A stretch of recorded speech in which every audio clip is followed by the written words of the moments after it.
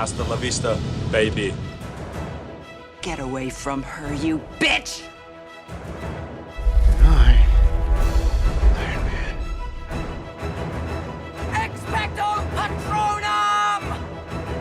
I am your father. There's a snake in my boot!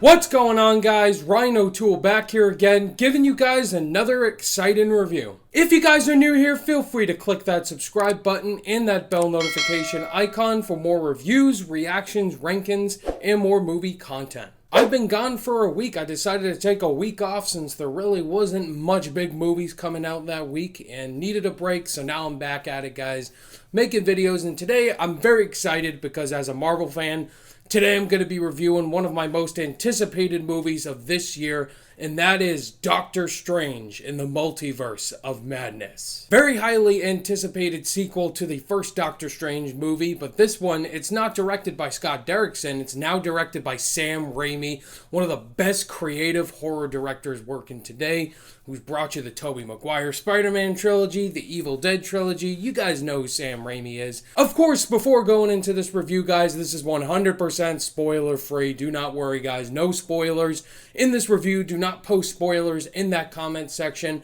I will be doing some sort of spoiler discussion with my pal Alex Madden over on his channel. So if you want to hear my spoiler-filled thoughts on this movie, you could go check out Alex Madden's channel. Dr. Stephen Strange casts a forbidden spell that opens the doorway to the multiverse, including alternate versions of himself, whose threat to humanity is too great for the combined forces of Strange, Wong, and Wanda Maximoff. Just the concept of the multiverse getting brought into the Marvel Cinematic Universe sounds like an awesome idea. The marketing for this movie was really strange, no pun intended, but it was also very exciting because there was just a lot of hype for this movie going in. Now, I thought the first Doctor Strange movie wasn't my cup of tea. It's not one of my top 10 favorite MCU movies, but I enjoyed the creativity to that movie, the visual effects. But as soon as I heard Sam Raimi was announced as the new director, I was fully on board. That man, Sam Raimi, he's done the Evil Dead trilogy, the Tobey Maguire Spider-Man films. Like, I love Sam Raimi. Love his style for horror, comedy, and action altogether. I felt like this was a great choice for Doctor Strange. So what did I think of Doctor Strange in the Multiverse of Madness, guys? Does this movie live up to the hype, or was it terrible, or right there in the middle? I have to say, I enjoyed this movie, but it wasn't great. Now, this movie's been getting mixed reactions across the board, and I could definitely see why. I think this movie is very entertaining. Like, the second half on, I really enjoyed the film. But however, there are issues with the movie. The thing I love most about this movie is Sam Raimi's vision. Like, his direction, you feel it. Like, if you've seen Sam Raimi, the way he directs horror, like, it is laced throughout the film. And when they tell you, like, this is probably the most scary MCU installment, like the most bloody MCU installment, they're not lying. Like, this movie doesn't hold back. Like, there's blood, there is action, and there is horror in this movie. The way Sam Raimi shoots his sequences, a lot of close-ups, a lot of outshots, and random music thrown in there, it's all his style, and it is laced throughout this movie. And I just really appreciated how much I was watching just a Sam Raimi movie compared to your normal MCU film. I thought the performances were fantastic. Benedict Cumberbatch is great once again as Doctor Strange. I would say in the first Doctor Strange film, I didn't really love his character. I thought he was just an arrogant guy, just pretty similar to Tony Stark, instead more of an arrogant guy. But in this one, Benedict Cumberbatch has come into his own as the character. And I still stand by that I think Doctor Strange works better as a supporting character, like with Infinity War, most recently No Way Home. He works better as a supporting character. As a lead character, I don't think he has enough to really carry a film. But it's Benedict Cumberbatch. He's great as the character, very funny, arrogant when he needs to be. There's a new addition, America Chavez, played by Xochitl Gomez. I thought she was really enjoyable. I really liked her back and forth with Benedict Cumberbatch. I thought they had great chemistry with each other. And America was a pretty interesting character. You know, she's this character that has a lot of things going on, and by the end of the movie, I started to really enjoy this character. And we got Wong back once again. Benedict Wong just does a great job as the character. The Wong-assance has started, and I think his character is just better utilized in here compared to other MCU installments. While he isn't a forefront, I just enjoyed seeing Wong's scenes in this movie. Elizabeth Olsen is fantastic in this movie. She gives the best performance. She is the forefront of this film. And I thought her performance of her career was WandaVision, but this may be her best, movie performance. Elizabeth Olsen's just such a great actress. She does a great job playing both personas that you see. With Wanda, she's just this character that's been through a lot since the start, since she got introduced in Age of Ultron, the death of Quicksilver, the death of Vision.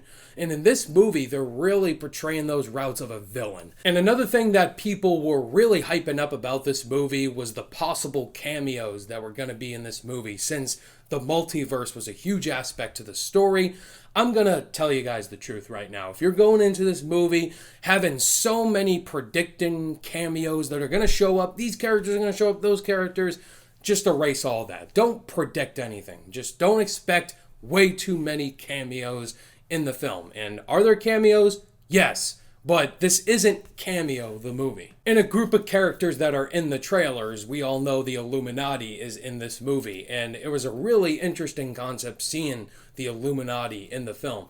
And they added a presence for sure in the film. There was a lot of, kick-ass sequences, a lot of surprising sequences. And I think they did a good job with not putting way too much in this movie, because if you went overboard, putting way too many cameos, taking the spotlight away from our certain characters, Doctor Strange and Wanda, I think that would have ruined this movie completely. Danny Elfman's score in this movie, it is slaps. It's really good. Not only does he throw in the iconic Doctor Strange theme, but also throws in some really scary horror themes in there.